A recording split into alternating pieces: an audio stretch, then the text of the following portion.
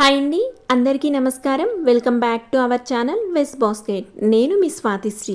Veg బాస్కెట్లో ఈరోజు నేను దాదాపుగా కనుమరుగవుతున్న 90s స్పెషల్ సేమియా పుల్లైస్ను ఇంట్లోనే ఈజీగా 2 రకాలుగా ఎలా తయారు చేసుకోవాలో తయారు చేసి చూపించబోతున్నాను. ముందుగా ప్లెయిన్ సేమియా పుల్లైస్ కోసం ఒక ప్యాన్ తీసుకొని అందులోకి ఒక గ్లాస్ వాటర్ తీసుకున్నానండి. ఇవి 250 ml వాటర్ తీసుకున్న తర్వాత స్టవ్ ఆన్ చేసుకొని వాటర్ను మరిగించుకోవాలి. ఇలా వాటర్ మరుగుతూ ఉన్నప్పుడు స్టవ్ లో ఫ్లేమ్లో పెట్టుకోవాలండి. ఇలా పెట్టుకున్న తర్వాత ఇందులోకి 3 టీ స్పూన్స్ సేమియాను యాడ్ చేసుకోవాలండి. సేమియా క్వాంటిటీ అనేది ఎక్కువగా కావాలంటే పెంచుకోవచ్చండి, తక్కువగా కావాలంటే తగ్గించుకోవచ్చు. ఇప్పుడు దీనిని కలుపుతూ సేమియాను ఉడికించుకోవాలండి. చూడండి, ఇక్కడ సేమియా ఉడికిపోయింది. ఒకసారి ఉడికిందో లేదో చెక్ చేసుకోవాలండి. ఇక్కడ సేమియాను మరీ మెత్తగా ఉడికించాల్సిన అవసరం లేదండి, కొంచెం పలుకుగానే ఉడికించుకోవాలి. చూడండి, సేమియా అనేది కొంచెం పలుకుగా ఉడికింది. ఇప్పుడు ఇందులోకి 3 టీ స్పూన్స్ పంచదారను యాడ్ చేసుకోవాలండి. స్వీట్నెస్ అనేది పర్ఫెక్ట్గా ఉంటుందండి. దీనికన్నా ఎక్కువ కావాలన్నా తక్కువ కావాలన్నా అడ్జస్ట్ చేసుకోవచ్చండి. ఇందులోనే చిటికెడు ఉప్పును కూడా యాడ్ చేసుకొని ఒకసారి బాగా కలుపుకొని స్టవ్ ఆఫ్ చేసుకొని పక్కకు పెట్టుకోవాలండి. ఆ వేడికి పంచదార కరుగుతుంది, అలాగే పలుకుగా ఉన్న సేమియా కూడా పర్ఫెక్ట్గా కుక్ అవుతుంది.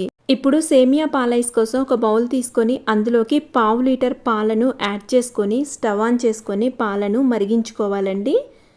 ఇలా పాలు మరుగుతూ ఉన్నప్పుడు స్టవ్ లో ఫ్లేమ్లో పెట్టుకొని 3 టీ స్పూన్స్ సేమియాను యాడ్ చేసుకోవాలండి.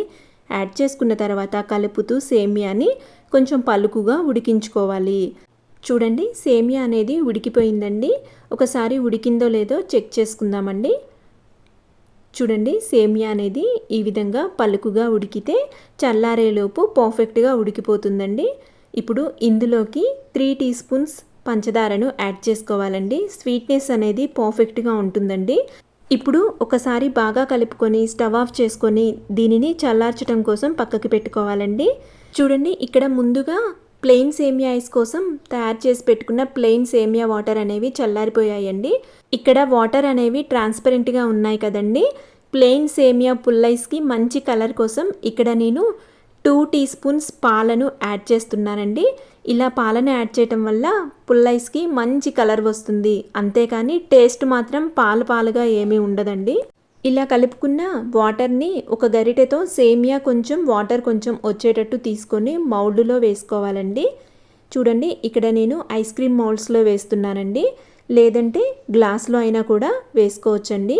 ఐస్ క్రీమ్ మౌల్డ్లో కొంచెం గ్యాప్ ఉండేటట్టు వేసుకోవాలండి. ఇదే విధంగా రెండవ దాంట్లో కూడా వేసుకోవాలి. ఇప్పుడు సేమియా పాలైస్ కోసం తయారు చేసిన సేమియా పాలు అనేవి చల్లారిపోయాయండి. ఇప్పుడు వీటిని కూడా మౌల్డ్స్లో వేసుకోవాలండి. మౌల్డ్స్లో కొంచెం గ్యాప్ ఉండేటట్టు వేసుకోవాలండి. ఇదే విధంగా 2 మౌల్డ్స్లో కూడా వేసుకున్న తర్వాత ఎక్స్ట్రా బయట అంటిన పాలను ఒక టిష్యూ పేపర్తో క్లీన్ చేస్తున్నానండి. ఈ విధంగా అన్నిటినీ ఫిల్ చేసుకున్న తర్వాత దీనిని ఒక లిడ్తో క్లోజ్ చేసుకొని వీటికి ఐస్ క్రీమ్ స్టిక్స్ని పెట్టుకోవాలండి. ఈ విధంగా పెట్టుకున్న తర్వాత దీనిని డీప్ ఫ్రీజర్లో 4 నుంచి 6 గంటల వరకు డీప్ ఫ్రీజ్ చేసుకోవాలండి. ఇప్పుడు ఒక 6 గంటల తర్వాత దీనిని నేను డీప్ ఫ్రీజ్లో నుంచి బయటికి తీసానండి. ముందుగా దీనిపైన ఉండే లిడ్ని తీసివేయాలండి.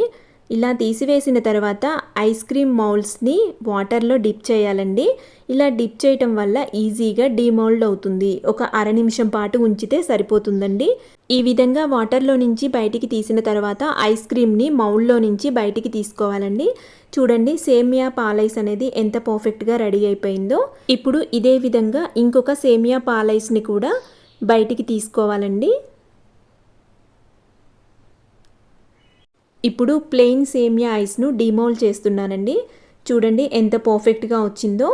మనం యాడ్ చేసిన 2 టీ స్పూన్స్ పాల వల్ల సేమియా ప్లెయిన్ పుల్లైస్ అనేది ఎంత పర్ఫెక్ట్ కలర్లో ఉందో చూడండి.